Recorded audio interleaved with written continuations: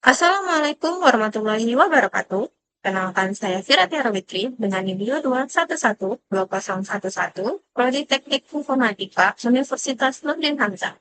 Nah, kali ini kita akan membahas mengenai penyelesaian multiplikatif random number generator pada pengacaan soal ujian. Nah, di sini kita akan menyelesaikan studi kasus ini menggunakan Excel. Nah, jadi langsung saja kita ke Excel-nya. Nah, sebelum kita menyelesaikan mengenai studi kasusnya, kita bahas terlebih dahulu mengenai komponen apa saja yang ada di metode multiplikatif. Jadi, di metode multiplikatif itu ada yang namanya nilai A. Nah, nilai A adalah konstanta pengali atau bebas, di mana nilai A itu lebih kecil dari nilai M. Nah, nilai M itu apa? M adalah konstanta modulus yang mana lebih besar dari 0. Sedangkan nilai C itu konstanta penambah atau increment. Nah, ada lagi yang namanya ZO. ZO adalah bilangan awal atau bilangan bulat yang lebih besar dari 0 dan nilai ZO itu lebih kecil dari nilai M. Nah, rumus di metode multiplikatif itu ialah kita mengkalikan nilai A dengan nilai ZI. Nah, I itu apa? I itu adalah nilai yang akan kita gunakan di metode ini. Lalu A dikali ZI ditambahkan dengan C dan kita mod dengan nilai M. Kemudian, setelah kita mendapatkan nilai ZI tambah satunya, itu akan dihasilkan nilai R1. Nah, R1 itu adalah bilangan random yang kita hasilkan dengan menggunakan rumus ZI tambah 1 dibagi dengan M. Nah, jadi langsung kita bahas dulu nih ke studi kasusnya. Di studi kasusnya, itu merupakan pengacakan soal ujian.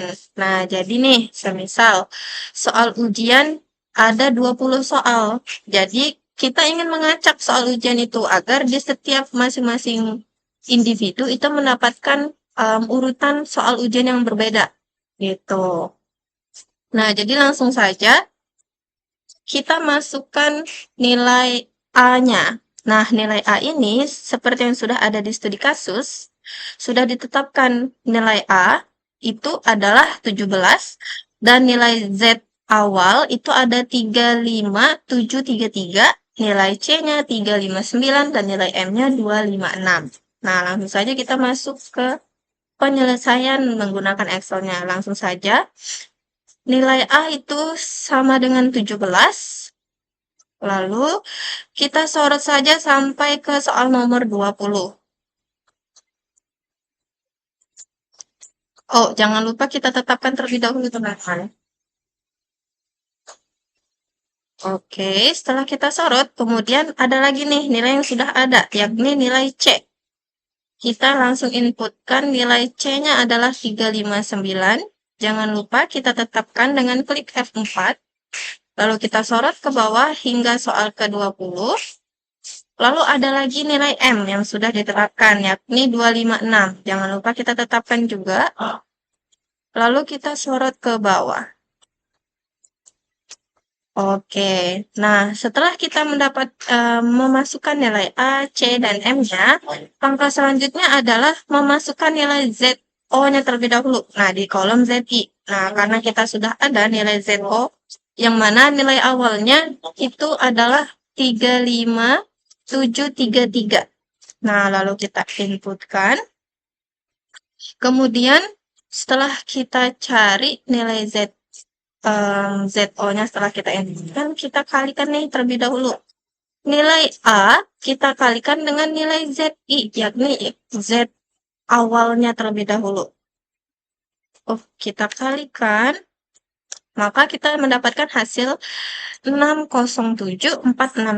Kemudian, untuk nilai ZI tambah satunya sudah ada di sebelah sini rumusnya ialah kita melakukan mod. Nah, jadi kita ketikkan dulu fungsi di Excel mod, kemudian kita buka kurung, nilai A, kita kalikan dengan nilai ZI, kemudian kita tambah dengan nilai C. Lalu kita tutup kurung, lalu jangan lupa di titik koma, dan mode-nya itu dengan nilai M. Nah, nilai M itu ada di G9. Lalu kita tutup huruf. Enter. Nah, maka kita mendapatkan hasilnya yakni 76.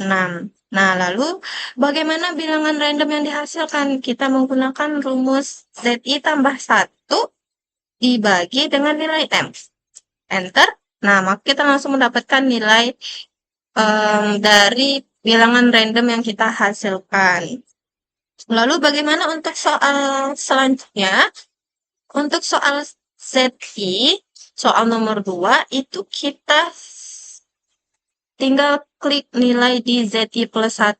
Karena nilai ZI selanjutnya itu berpatokan di nilai ZI plus 1. Kita enter. Nah, kemudian langsung saja kita sorot ke bawah.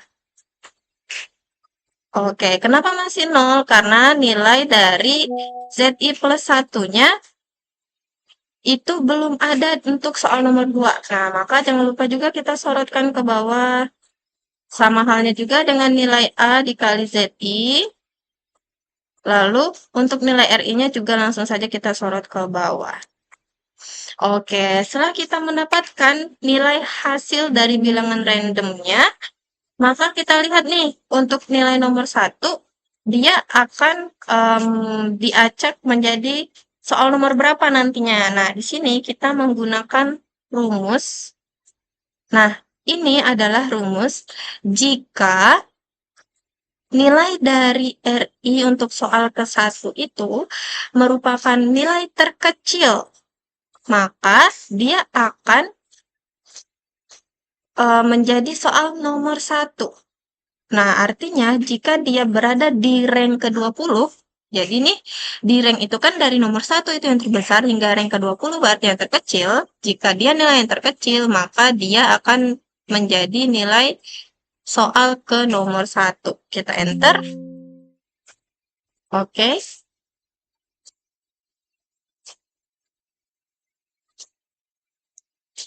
Oh, wait guys, ada sedikit kesalahan. Nah, jangan lupa kita langsung saja ke dari 20 hingga ke 2. Nih, dari 1 hingga ke 20.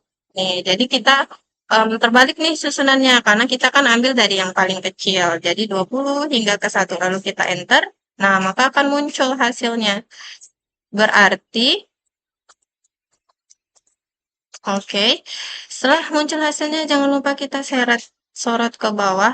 Nah, maka setelah kita enter, kita dapatlah hasilnya. Kita lihat dulu nih, benar atau enggak. Dari nilai RI